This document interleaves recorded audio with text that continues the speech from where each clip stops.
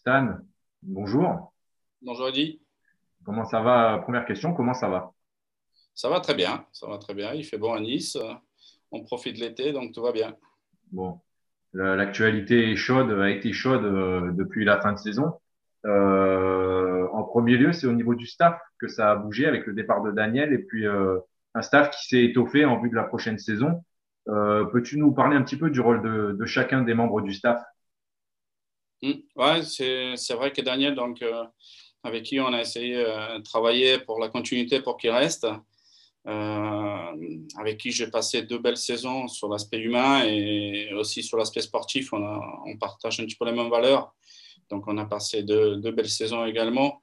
Je pense qu'il a fait progresser le club sur pas mal d'aspects parce que c'est quelqu'un qui est très professionnel. Mais en fin de saison, il a eu l'opportunité de rentrer chez lui parce qu'il faut savoir qu'il était tout seul toute la saison, sans ses enfants, sans sa femme. Et là, cette opportunité qui se présentait à lui d'être head coach dans son club de formation et d'être à côté de sa famille, on ne pouvait pas lutter là-dessus. Et il me reste juste à lui remercier devant tous les membres, tout ce qu'il a apporté au club, qui nous a fait progresser. Donc, il ne fallait pas s'attarder et travailler sur l'avenir parce que c'est ça qui compte. Et comme à l'habitude ici, pour construire le club, pour construire notre histoire, on s'appuie souvent sur des gens du club. On a plusieurs exemples. Le plus récent, c'est Zbigniew qui était un très très grand joueur qui travaille avec nous dans le staff. Et je savais que Mathieu Amrac, qui après sa carrière voulait arrêter et se mettre au coaching. Donc, je lui ai touché un mot et il était très, très enchanté de cette possibilité. Et je pense que c'est important de s'appuyer sur des gens qui connaissent les clubs, qui sont appréciés ici et qui représentent certaines valeurs. C'est avec ces genres de personnes qu'on construira un futur grand club. Donc, il viendra en premier lieu apprendre, parce que ça sera sa première expérience. Mais je pense que c'est quelqu'un qui aime le hockey, qui connaît le hockey et qui peut rapidement intégrer avec moi et Pascal le staff technique de la glace. Et en même temps, j'ai profité et je fais revenir Fabien Benoît, qui était déjà chez nous à l'époque où on a gagné le titre des champions de France, où on avait déjà un préparateur physique vraiment consacré à ça. Je voulais revenir à cette solution parce que je pense que c'est important pour les joueurs. Ils seront mieux servis par un vrai professionnel de la préparation que les entraîneurs qui connaissent plus la glace. C'est pas vraiment leur métier. Donc je voulais revenir là-dessus et je suis content qu'on a pu trouver des accords avec tous ces gens. Et ça renforce notre staff et ça s'inscrit dans cette continuité des progressions. Au niveau de Pascal aussi, je voulais avoir un petit mot puisque son papa va rentrer au Temple de la Renommée. C'est aussi quelqu'un d'important pour toi depuis bon nombre d'années. C'est bien aussi d'avoir du soutien du coup avec Matej, comme tu disais, et pour tous les deux également d'avoir un renfort de ce côté-là. Ben, Pascal, c'est un super exemple de cette intégration dans le club. Il est venu ici, je crois, en 1996, s'est attaché au club, et d'abord en tant que joueur, qu'il a énormément apporté, et maintenant l'entraîneur depuis bientôt 20 ans, avec différentes positions dans le club. Je pense qu'il a énormément œuvré pour que Nice est aujourd'hui là où il est. Et son Alors là, papa, on parle, qui rentre dans ce prestigieux temple, c'est quelqu'un qui il était président du hockey pendant des années, qui a énormément travaillé, et je suis vraiment content qu'il a pu obtenir cette entrée. alors la saison, elle s'est clôturée début avril, mais pas pour toi ni pour les dirigeants, hein, puisque vous continuez à être très actif avec la préparation et le mercato. Comment tu as géré et comment tu as vécu cette période depuis la fin de saison dernière? Ouais, pour savoir, la vie d'un club, ça ne s'arrête jamais. Les supporters, ils voient leur dernier match vers le mois de mars et après, ils revoient leur équipe au mois de septembre. Et je pense que le plus gros de la saison se fait justement à l'intersaison, que ce soit administrativement, donc qui n'est pas mon domaine, mais recherche des partenaires, préparation des événements, tout ça. Mais nous, c'est vraiment la préparation de l'équipe Et ça commence d'abord par faire l'état des lieux des joueurs qui sont sur place. Donc, les entretiens sortants de chaque joueur, des vécus de la saison. Et comme par le passé, cette année aussi, avec un petit de retard, parce que à cause des Covid, on a terminé un peu plus tard. Toutes les équipes ont terminé plus tard. Donc, ça a été beaucoup plus rapide là-dessus au niveau des entretiens pour rattraper un peu le temps perdu, faire l'état des lieux, voir qui on veut garder, quel joueur veut rester, se faire rapidement une idée sur la ossature des futures équipes. Et comme ça s'est passé cette année, il fallait aussi de retenir un petit peu des événements qu'il y a eu l'année dernière. On a très vite vu lors des entretiens que des joueurs qui avaient leur famille ici ont vécu la saison un peu plus difficilement que des joueurs qui étaient là seuls. Parce que quand vous avez des étrangers, les femmes, les enfants, à cause des Covid, sont restés confinés à la maison, pas pouvoir aller à l'école. C'est compliqué d'être loin de la famille. Et donc, ça se voit aussi sur la reconduction que les joueurs mariés sur lesquels on a travaillé pour construire cette équipe. Mais il y en a qui ne restent pas. Et lors des propositions des nouveaux joueurs aussi, on a vu qu'il y avait beaucoup moins de joueurs de ce style sur le marché. Et nous-mêmes, parce qu'on ne sait pas ce qui va arriver l'année prochaine, on ne sait pas que Covid, c'est vrai qu'il y a le vaccin, mais on est dans un inconnu. Donc, on a voulu axer le recrutement sur ces données-là et c'est sur cela qu'on est parti. Alors, malgré que nous ayons le plus petit budget, un des plus petits budgets de Magnus, c'est encore une fois un gros travail que vous avez effectué avec le staff, avec de belles signatures, on peut le dire, qui nous rejoignent. Je sais que tu as toujours cette ambition de faire grandir le club. Je sais que c'est une de tes ambitions premières de faire grandir le club de Nice. Et j'aurais voulu que tu nous parles un petit peu plus précisément des arrivées. Voilà, le plus petit budget, ça fait 5 ans que depuis qu'on est au Magnus, on se bat dessus et je ne veux pas me servir d'excuse ni rien. C'est une grosse motivation de faire quelque chose fort avec ça et je crois fort qu'on va grandir. Il faut d'abord stabiliser et puis le budget va revenir à la hauteur avec du temps. Donc oui, on a avec Pascal énormément d'amis. On a un réseau sûr. On connaît beaucoup de monde dans le hockey et grâce à ça, on arrive à chercher des joueurs qui potentiellement on peut payer leur salaire et qui sont performants pour pouvoir grandir notre équipe. Et il faut trouver vraiment un axe de travail dans lequel on est capable de rentrer. Et cette année, on a choisi la filière finlandaise parce qu'on a eu déjà des très bonnes expériences par le passé, que ce soit en Division 1 ou Kari, Ioni ont resté plusieurs saisons chez nous et ils ont énormément apporté à notre équipe. Après, plus récemment, en 2017, on avait 4 Finlandais qui ont très très bien marché et grâce à qui on a fait notre meilleure saison. Malheureusement, en fin de saison, on n'a pas pu les garder pour question budgétaire. Donc, c'est pour ça que avec Pascal et Mathieu, on a décidé de partir sur cette filière et dès qu'on a pu avoir les 2 premiers joueurs, on a décidé vraiment, même s'il y avait d'autres nationalités, des très bons joueurs qui étaient sur le marché, partir vraiment sur plusieurs joueurs du même pays, que ça soit plus facile pour l'adaptation hors glace, qui est quelque chose pas prendre à la légère sur la saison qui arrive et c'est l'adaptation aussi sur la glace où ils ont une éducation, une formation qu'ils reçoivent depuis petit. Donc, grâce à ça, ça a marché. C'est pour ça qu'on a pris sur les 5 places qu'on avait à prendre des étrangers, 4 Finlandais. C'est important qu'ils soient ensemble pour la vie de tous les jours dans un pays étranger. Et c'est vrai que les Finlandais qu'on avait eu il y a quelques années, Rajamaki, Pertia, tout ça, ça avait, je crois, atteint 50 points pratiquement. Sur l'année où on est allé en play-off. Ça peut être une bonne filière.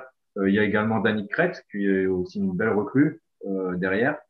Antoine Bonvalo, c'est un petit peu le signe, comme j'avais dit avec lui lors de ce que je l'ai interviewé, le retrouver aussi en bonne santé chez nous. C'était un petit clin d'œil aussi. Et c'est un bon gardien qui, je pense, devrait nous aider. Un mercato, c'est également des reconductions. Et c'était important que des joueurs comme Romain, comme Rémi, comme Boris, entre autres, continuent sous le maillot des Aigles. Avant de parler des re-signatures, j'aurais aimé toucher un mot sur Antoine. Ça fait plusieurs saisons qu'on parle ensemble, que je trouve que c'est un très très bon gardien français. Ça fait plusieurs saisons que je voulais avoir un gardien français. C'était pas facile à avoir. Et donc cette fois-ci, je suis vraiment content qu'on a pu trouver un terrain d'attente. C'est un gros professionnel et je suis sûr qu'on va faire une très belle saison avec lui. Et pour revenir sur Danick, c'est pareil. Je le trouvais très bon déjà lors de Riviera Cup quand ils sont venus à Nice. Et quand on est arrivé à se mettre d'accord, j'étais vraiment content. Et donc après, pour revenir sur les joueurs français, c'est vraiment la base de construction d'équipe. Déjà à l'époque, en D1, c'était important qu'on ait une certaine fidélisation des joueurs. Et là, on peut voir que depuis des années, qu'on est monté en Magnus, souvent les joueurs français par presque pas, parce que je pense qu'ils trouvent leur compte. Je pense qu'on leur donne beaucoup de responsabilités ici. Et en même temps, on les fait progresser. Et on le voit en fin de saison que c'est surtout les Français qui restent chez nous. Il suffit de voir que Romain, ça sera sa 6e saison, Rémi 5e, Valère 4e, Boris 3e, Luc 3e. Donc tous ces joueurs restent. Et c'est avec ces joueurs-là qu'on progresse et qu'on a une vraie stabilité et qu'on a une future belle équipe, certainement à Nice. Pouvoir compter également sur Ondrej ou Radomir, c'est un gros plus aussi pour l'équipe d'avoir pu les garder, pour toi et le staff. Ouais, ouais. Dans les étrangers, tu as 3 sortes d'étrangers. Soit tu embauches des jeunes joueurs qui ont vraiment un gros potentiel, mais qui se servent du club comme un tremplin pour monter dans de meilleures équipes ou avoir plus gros salaires. Soit auparavant, on a vu des étrangers d'un certain âge qui sont venus finir la carrière. Et important d'avoir ces 3e filières, Radomir et Ondrej, qui feront leur 3e saison. Et comme les joueurs français que je parlais tout à l'heure, c'est ça la valeur de notre équipe, c'est ça la force d'équipe. Et surtout les 2 joueurs, Ondrej et Radomir, ils sont vraiment des exemples pour nos jeunes joueurs qui les accompagnent, qui les conseillent et qui nous font progresser nos joueurs. Quelque chose aussi qui te tient à cœur, c'est la formation. Je sais que si tu peux intégrer le plus possible de joueurs du club, issus du club, ça serait à l'avenir aussi intéressant. Est-ce que cette année, avec le Covid, ça n'a pas été trop difficile, du coup, la coupure, parce qu'ils n'ont pas pu beaucoup s'exprimer non plus? Ouais, c'est quelque chose qui est assez compliqué. Là, pour l'instant, à Nice, on n'avait pas une équipe, on a une équipe de Division 3 qui est composée des anciens joueurs, des anciens très bons joueurs des Division 1. Beaucoup pour eux étaient même champions de France, mais qui ont tourné la page et qui aujourd'hui, ils ont une vie familiale, une vie professionnelle qui ne leur permet pas de jouer avec nous. Aujourd'hui, le club manque d'une équipe U20, mais ils travaillent fort et je crois que dès l'année prochaine, ils vont faire cette équipe U20 qui permettrait d'avoir ces tremplins et qu'on puisse intégrer déjà aux entraînements pour les mettre à niveau et pour futur de rentrer dans l'équipe, c'est important. Et on voit les grosses équipes du championnat, c'est tous qui ont des belles équipes et surtout un bon centre de formation. Mais ça ne se fait pas de jour au lendemain. Notre club a une petite histoire et puis beaucoup de choses à rattraper et on y viendra avec du temps et avec des moyens que pour l'instant on peut mettre en place. Malgré ça, l'année dernière, j'ai une grosse satisfaction de faire rentrer Dorian dans l'équipe qui est venu remplacer Julien qui s'est blessé et qu'on a vu en 2 mois a fait énormément de progrès. Et pour ça, je l'ai fait rentrer à temps complet chez nous en espérant que sa progression va continuer et qu'à terme, voilà, quand on a un joueur, même s'il n'a pas été formé à Nice, mais à un moment donné, on a contribué à sa formation. Pour l'instant, on a cette place-là dans la formation française en attendant mieux, mais je sais que le club, le mineur travaille dessus et chaque année, il s'améliore. Et puis, ouais, je pense que, comme je l'ai dit tout à l'heure, il faut du temps. Mais je pense que tout est prêt pour ici. Et la volonté, en tout cas, est liée pour faire un grand club à l'avenir en France. Après la reprise, là maintenant, elle est prévue pour quand? Est-ce que tu peux un peu nous en parler? Comment ça va se passer la préparation? Je sais que chacun des joueurs se prépare un peu de son côté là actuellement, à un programme pour se préparer avant la reprise. Oui, on a donc Fabien Benoît qui a pris en main un ensemble de joueurs avec des nouvelles technologies. Donc, ils ont un programme individuel à faire, à suivre, plus un retour sur les entraînements qu'ils reçoivent régulièrement, donc tous les semaines, pour savoir où ils sont les joueurs sur la prépa. Après, le vrai début, ça commencera le 20 août. D'abord, ça va être optionnel où tous les joueurs auront la possibilité de venir à partir du 20 jusqu'au 30 pour une adaptation à la ville, adaptation à la patinoire. Mais par le passé, on a fait cette année, 99% des joueurs sont venus. Et à partir du 30 août, on commencera fort pour faire la prépa avec des matchs amicaux. Dès la première semaine, on aura 2 matchs amicaux à l'extérieur, mais je laisse les clubs chez qui on va jouer de par là-dessus. Et on aura notre Riviera Cup habituel, 10, 11, 12 septembre. Là, on travaille sur un match de préparation avec Montpellier, qui serait notre dernier match avant le début du championnat, qui est programmé au 21 septembre. Pour l'instant, le calendrier n'est pas sorti, donc j'attends avec impatience avec qui on va commencer. On espère aussi retrouver Jean-Bouin un peu plus rempli. On avait commencé avec une demi-jauge en septembre, on a vite été coupé dans notre élan. On espère que les supporters pourront revivre les matchs cette saison à la patinoire et puis retrouver vraiment les joueurs qui seront aussi contents, je pense, de retrouver du public. Hein. Oui, ça c'est important pour tous les sports. On voit là, en ce moment les championnats d'Europe, des matchs où il y a du monde, des matchs où il n'y a pas de public. C'est important. On joue pour les gens, on ne joue pas pour soi. Donc, cette année était difficile. J'espère que la nouvelle saison, grâce au vaccin, on aura la possibilité d'avoir un demi-jauge, que les gens puissent prendre plaisir et que le joueur puisse prendre plaisir avec la présence des supporters dans les tribunes. C'est vraiment important pour l'avenir du sport.